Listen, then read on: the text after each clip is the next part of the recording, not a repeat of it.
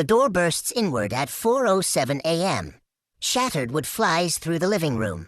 3 police officers burst through the opening, flashlights cutting through the darkness like blades. The sound of heavy boots against the wooden floor echoes through the silent house.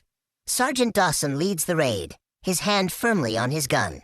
Behind him, Officers Thompson and Reeves follow in perfect tactical formation.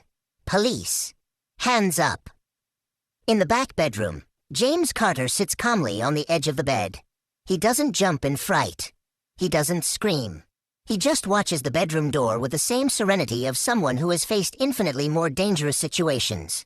At 42, a 15-year veteran of the Navy SEALs, he knows the sound of a forced entry. He knows the weight of military boots versus police boots. He knows the difference between trained professionals and nervous men pretending to be in control. Flashlights invade his room. James raises his hand slowly, his movements deliberate and visible. He is wearing only sweatpants and a white t-shirt. His dark eyes quickly adjust to the harsh light, automatic training taking over. Don't move.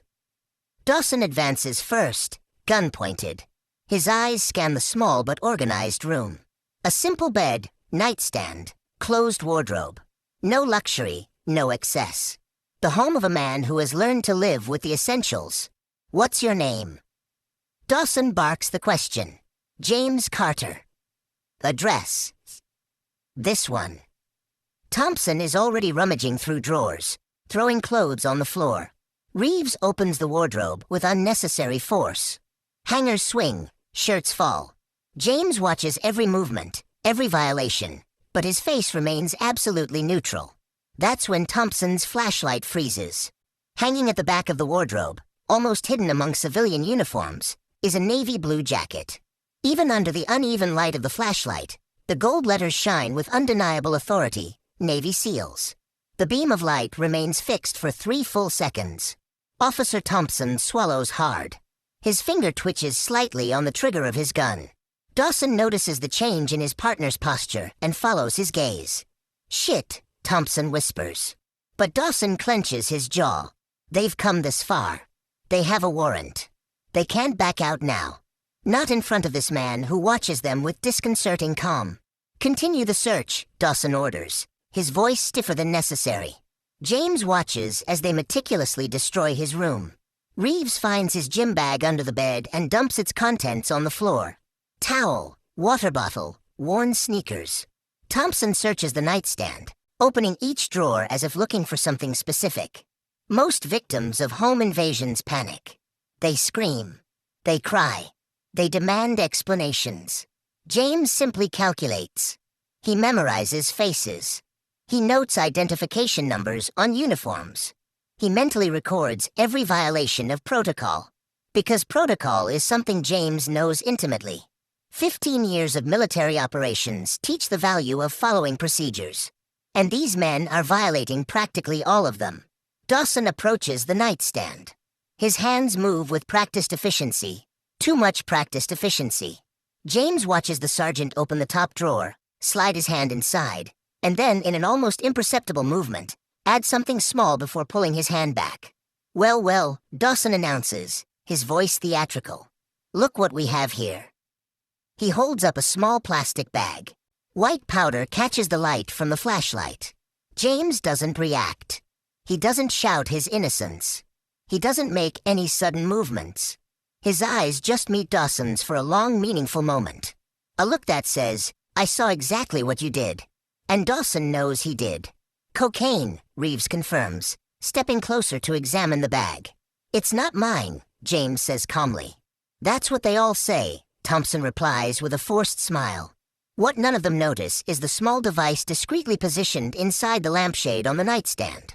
A button-sized security camera, filming in high definition from the moment the door was broken down. Recording every word, every action, every piece of planted evidence. James installed 6 cameras around the house 3 weeks ago. 3 weeks ago, when he began to notice strange patterns. The same police car cruising slowly down his street every night. The same license plates. The same faces watching his house. James Carter didn't survive 15 years of high-risk operations by ignoring danger signs. So he investigated. Discreetly. Methodically. as he was trained to do. He discovered that his name was on an informal watch list at the local police department. An unofficial list. Undocumented. Shared among certain officers in private messaging groups. The reason? A year ago, James testified against Officer Davis in an excessive force hearing. Davis had beaten a black teenager unconscious during a routine stop. James was coming back from the grocery store, saw everything, recorded it on his cell phone, and turned the video over to the proper authorities. Davis was suspended. He lost 3 months' pay. He became an outcast among his colleagues for breaking the blue code. And James Carter became a target. Over the past 3 months, he has received 3 questionable traffic tickets. He has been stopped randomly 6 times. His home has been checked twice due to anonymous reports of noise, on nights when he was completely alone, watching television at low volume. So James did what any SEAL would do. He prepared himself. He installed cameras. He documented every approach. He saved every ticket. He recorded every random stop. He contacted a lawyer. He filed a federal lawsuit. And he waited. He waited patiently for the escalation he knew would come. Because men like Dawson don't stop at small retaliations. They need the big win. The definitive blow.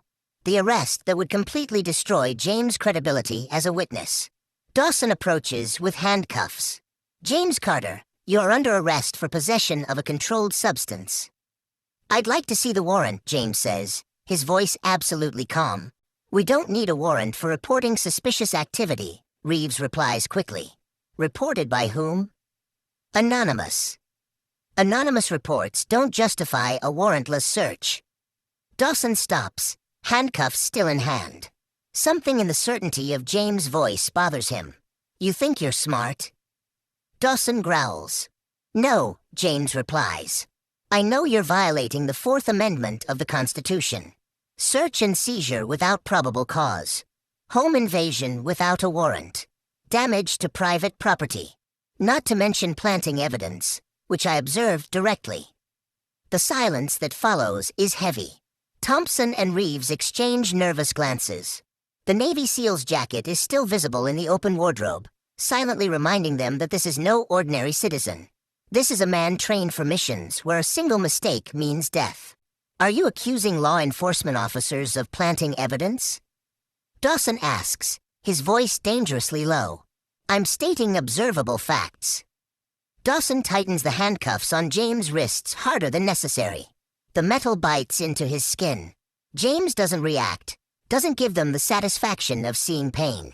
As he is led through the destroyed room toward the front door, or what's left of it, James notices every detail. The camera hidden in the smoke detector. The camera on the bookshelf.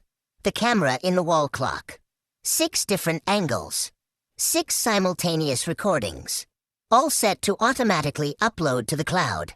Impossible to delete or destroy. Outside, neighbors begin to appear at their windows. Lights come on in the surrounding houses. Mrs. Wilson, the 70-year-old woman who lives next door, is on her porch, phone in hand, filming everything. James, she shouts. I'm recording. I'm recording everything. Thank you, Mrs. Wilson, James replies calmly as he is pushed toward the police car. Dawson presses James against the hood of the car, an aggressive and unnecessary body search. Rough hands invade empty pockets, check his waist, move down his legs. Are you sure you want to do this? James asks quietly, just loud enough for Dawson to hear. Do what? My job. Bury your career. Dawson freezes for a split second. Then he pushes James into the back seat with extra force. Through the patrol car window, James watches Thompson and Reeves talking nervously near the destroyed door of his house.